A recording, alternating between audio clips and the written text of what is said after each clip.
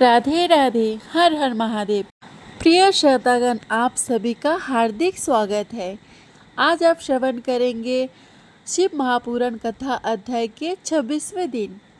पिछले अध्याय में आपने सुना था, सनत कुमार जी कहते हैं, प्राचीन काल में सद्युम्न नामक एक धर्मात्मा राजा थे। उनकी पत्नी का नाम सुदर्शना था। उन्होंने वात्सल्य मुनि का दर्शन करके पुत्री की कामना से पूछा, भगवान, किस दान स्नान और विधि से मुझे समस्त शुभ लक्षणों से संपन्न पुत्र प्राप्त हो सकता है। दाल भाया जी बोली, बेटी, लोक त्रष्टा ब्रह्मा ने तुम्हारे लिए पहले से ही श्रेष्ठ पुत्र रच रखा है। तुम्हारे पतिदेव भगवान शंकर की आराधना करके उनके प्रसाद से अवंतीपुरी में जब चारों समुद्रों को स्वरूपत ले आवेंगे, तब उनमें राजा के स्नान करने पर तुम्हें पुत्र प्राप्त होगा। अतः तुम अपने पति को शंकर की आराधना करने के लिए प्रेरित करो। दाल्भ्य के वचन से रानी सुदर्शना ने अपने पति को भगवान शंकर की आराधना के लिए भेजा। उन्होंने गंधमदन पर्वत पर जाकर आराधना द्वारा भगवान शिव को संतुष्ट किया।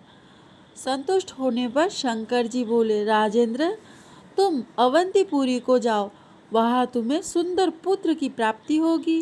तेरे आदेश से बादल उस मरुप्राय प्रदेश में कुशल स्थिति के निकट आ जाएंगे और वही तुम्हें चारों समुद्र एकत्र दिखाई देंगे।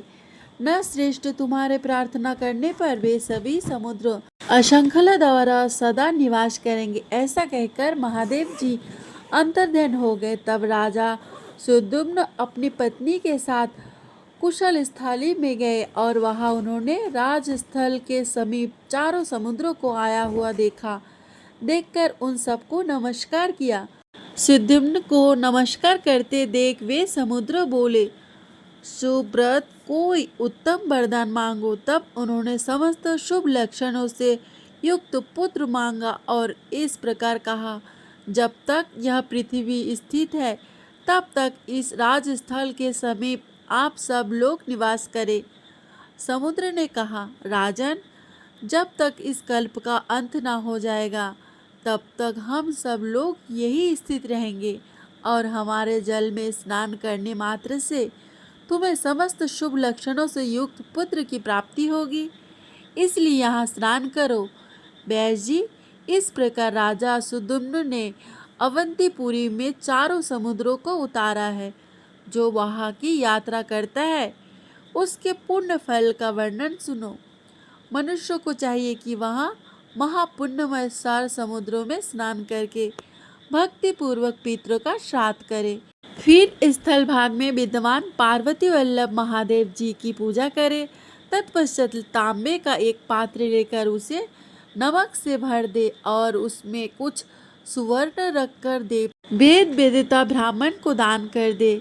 उसके बाद सप्त धन्य से युक्त और वस्त्र से विशिष्ट बस के पात्र में फल और दक्षिणा रखकर यत्नपूर्वक अर्घ प्रदान करे। तदंतर शिव सागर में जाकर पूर्वतः स्नान करे और ताम्र के पात्र में दुग्ध भरकर दान करे। फिर दधि समुद्र में स्नान करके शुभ दही भात दान करे। पुनः इक्ष समुद्र में स्नान करके ब्राह्मणों को गुड़ समर्पित करे। इस प्रकार यात्रा करके दूध देने वाली गौ का दान करे। जो इस विधि से राजस्थल के समीप यात्रा करता है वह कल्याणमयी लक्ष्मी और सुंदर पुत्र पाता है तथा मरने पर स्वर्ग लोक में जाता है।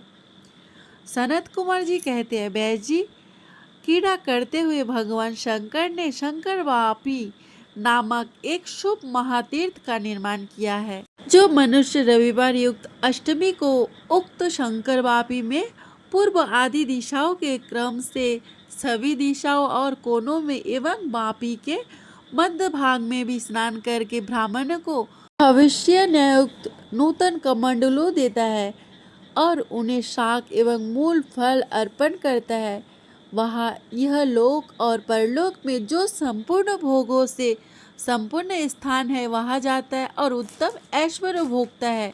तदंतर देवेश्वर पिनाक पानी भगवान शिव ने पवित्र भाव से देवाधिदेव दिवाकर का आस्वादन किया। इससे संतुष्ट होकर देवनाथ सूर्य वहाँ आए और इस प्रकार बोले, भूतनाथ, आप मुझसे वर मांगिए। भगवान शिव बोले, देव, आप समस्त देहधारियों के हित के लिए यहाँ एक अंश से स्थित होइए। भगवान शंकर का यह वचन सुनकर सूर्यदेव ने वहाँ अवतार लिया। संपूर्ण लोकों को शांति प्रदान करने वाले देवेश्वर सूर्य वहाँ शंकर आदित्य के नाम से प्रसिद्ध है। उस समय देवगण विस्मित होकर कहने लगे, अहो, यह स्थान धन्य है जहाँ साक्षात भगवान शिव विराजमान है और सूर्यदेव भी इस तीर्थ का महत्व बढ़ाने के लिए यही आकर बस गए। तदंतर ब्रह्मा आदि देवता शंकर आदित्य की स्थापना और पूजा आदि करके बोले, प्रभु, जो मनुष्य आपकी स्तुति करेंगे उन्हें जरा और मृत्यु का कष्ट नहीं भोगना पड़ेगा। शंकर आदित्य के दर्शन करने वाले को कभी आदि व्याधि और दरिद्रता, रोग और बंधु वियोग आदि नहीं होते। सनत कुमार जी बोले, एक समय भगवान महेश्वर ने कपाल धोने के लिए शुद्ध जल लेकर उससे कपाल को अच्छी तरह धोकर उस जल को पृथ्वी पर फेंक दिया। वही त्रिभुवन विख्यात गंधवती नाम वाली पुण्य नदी प्रकट हुई। उसमें स्नान करना सदा ही उत्तम है, ऐसा साक्षात महादेव जी ने कहा है। वहाँ किया हुआ श्राद्ध और तर्पण सब अक्षय होता है। जो मनुष्य वहाँ चंद्र ग्रहण में स्नान करके पिंड दान देता है उसके पितर 12 वर्षों तक तृप्त रहते हैं। काशी और गया आदि तीर्थों में जो एक मास में तृप्ति होती है वह यहाँ तत्काल हो जाएगी और संतुष्ट हुए पितर उन मनुष्यों को मनवांछित सिद्धि का वरदान देंगे। दशाश्वमेध तीर्थ में स्नान करके शिव जी का दर्शन करने पर मनुष्य 10 अश्वमेध यज्ञ का फल पाता है। अब मैं हरिसिद्धि देवी का महत्व बताऊंगा जो उत्तम सिद्धि देने वाली है। पूर्व काल में चंड में और प्रचंड नाम वाले 2 महाबली दानव स्वर्गलोक को उजाड़ कर कैलाश पर्वत पर आए। वहां उन्होंने दाहिने हाथ में पिनाक और खटवाग लिए हुए और दूसरे हाथ में पासा उठाए हुए भगवान सदाशिव को देखा। तब वे दैत्य शिव जी के पार्षदों को पीड़ा देने लगे। यह देख नंदी ने उन्हें रोका। उनके मना करने पर उन दानवों ने अपने अपने त्रिशूलों से एक ही साथ नंदी के दाएं और बाएं पर में आघात किया। नंदी दोनों ओर से विदीर्ण हो गए और उनके अंगों से रक्त की बड़ी भारी धारा बह चली। उन्होंने घायल हुआ देख भगवान शिव ने देवी से कहा, इन दोनों महादैत्यों को मार डालना चाहिए। देवी ने कहा, अभी मारती हूँ। इतना कहते कहते वे दोनों बल अभिमानी दानव देवी के हाथ से मरे हुए दिखाई दिए। तब भगवान हर ने कहा, चंडी, तुमने दोनों दुष्ट दानवों का तत्काल संहार किया है, इसलिए लोक में तुम हर सिद्धि के नाम से विख्यात होगी। जो मनुष्य हर सिद्धि देवी का परम भक्ति पूर्वक दर्शन करता है वह अक्षय भोग पाता है और मृत्यु के पश्चात शिव धाम को जाता है। जो मनुष्य भक्ति पूर्वक 1 महीने तक प्रतिदिन भगवती बट यक्षिणी का दर्शन करता है और भूतर के फूलों से उनकी पूजा करता है उसकी सिद्धि कभी क्षीण नहीं होती। जो मनुष्य पिशाच चतुर्थी में विशेषतः चतुर्दशी को स्नान करके भक्ति पूर्वक तिलदान देता है वह कभी पिशाच योनि नहीं जाता। इतना ही नहीं, उसका कुल कभी पिशाचता से मुक्त हो जाता है। जिसका नाम लेकर मनुष्य वहाँ स्नान करता है वह भी पिशाचता से छुटकारा पा जाता है। शिव भक्त एवं जितेंद्रिय मनुष्य शुक्रगुप्तेश्वर का दर्शन करके सब पापों से मुक्त हो जाता है। जो मनुष्य स्नान करके भक्ति पूर्वक अगस्त्येश्वर का दर्शन करता है वह यमराज के घर में न जाकर रुद्रलोक को जाता है। जो मनुष्य शिप्रा में स्नान करके ढूंढेश्वर शिव का दर्शन करता है वह अश्वमेध यज्ञ का फल पाता है। पूर्व काल में महादेव जी ने यहाँ डमरू बजाया था, इसलिए वे डमरूकेश्वर के नाम से प्रसिद्ध हुए। जो भक्तिपूर्वक डमरुकेश्वर महादेव का दर्शन करता है उसे रोग का भय नहीं होता। वह मरने पर शिवलोक को जाता है। जो मानव भक्ति के साथ आदिनाथ कल्पेश्वर का दर्शन करता है वह सर्वलोक का राज्य पाता है। जो सिद्धेश्वर वीरभद्र और चंडिका का दर्शन करता है वह सिद्धि और सर्वत्र विजय पाता है। त्रिविष्टप तीर्थ में स्नान करके स्वर्ण जलेश्वर का दर्शन करने के पश्चात जो स्वर्ण के उनका पूजन करता है वह सब पापों से मुक्त हो जाता है। जो स्नान के पश्चात भक्तिपूर्वक कर्कटेश्वर शिव का दर्शन करता है उसे कभी सर्प से भय नहीं, दरिद्रता नहीं होती। जो पराभक्ति पूर्वक सनातनी महामाया का दर्शन करता है वह विष्णु माया से मुक्त होकर परम पद को प्राप्त होता है। स्वर्ग द्वार में स्नान करके भैरव देव का दर्शन करने से मनुष्य 100 यज्ञ का फल पाता है।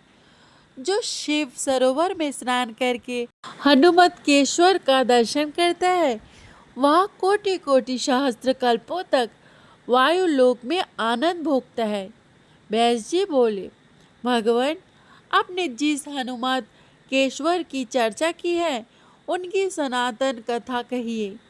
सनत कुमार ने कहा, ब्राह्मण, पूर्व काल में रावण नामक सुप्रसिद्ध राक्षस हो चुका है जो तीनों लोकों के लिए कंटक था।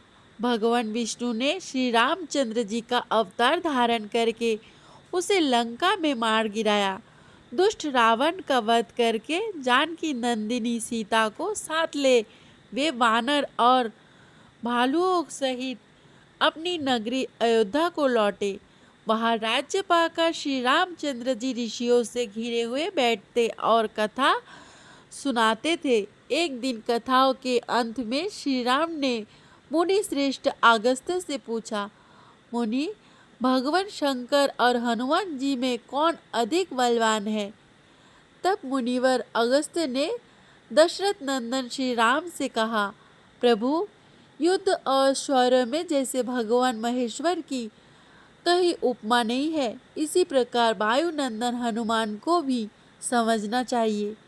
यह सुनकर हनुमान जी ने मन ही मन सोचा, मुनिवर अगस्त्य ने श्री रघुनाथ जी के सामने मेरी उपमा शिव जी के साथ दी है, अतः अब मैं लंकापुरी में राक्षस राज विभीषण से एक शिवलिंग मांग लेने के लिए जाऊंगा। इस निश्चय के अनुसार वे लंका में जाकर विभीषण से बोले, महाभाग, तुम मुझे एक उत्तम शिवलिंग प्रदान करो। राक्षस राज विभीषण बोले, सुप्रभात, रावण के द्वारा स्थापित किए हुए ये 6 शिवलिंग हैं। इनमें से जो तुम्हें प्रिय हो उसे बताओ, वही मैं तुम्हें दे दूंगा। तदंतर हनुमान जी ने मोती के समान स्वच्छ एक शिवलिंग का हाथ से स्पर्श किया। विभीषण बोले, महावीर, तुमने जिस शिवलिंग को ग्रहण किया है वह मैंने तुम्हें दे दिया। तत्पश्चात उस महाशिवलिंग को लेकर हनुमान जी निर्मल आकाश मार्ग से चले और 7वें दिन अवंतीपुरी में आ पहुँचे।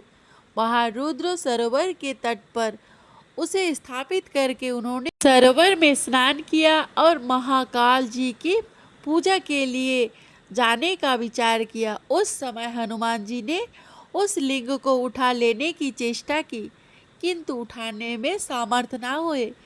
तब वहाँ स्थित हुए महादेव जी ने प्रत्यक्ष दर्शन दे वायुनंदन हनुमान से कहा, हनुमान, तुम इस क्षेत्र में अपने नाम से मेरी स्थापना करके पूजन करो। यह शिवलिंग संसार में हनुमतकेश्वर के नाम से प्रसिद्ध होगा। तब हनुमान जी ने पर्वत के समान ऊंचे उस शिवलिंग को वहीं स्थापित कर दिया।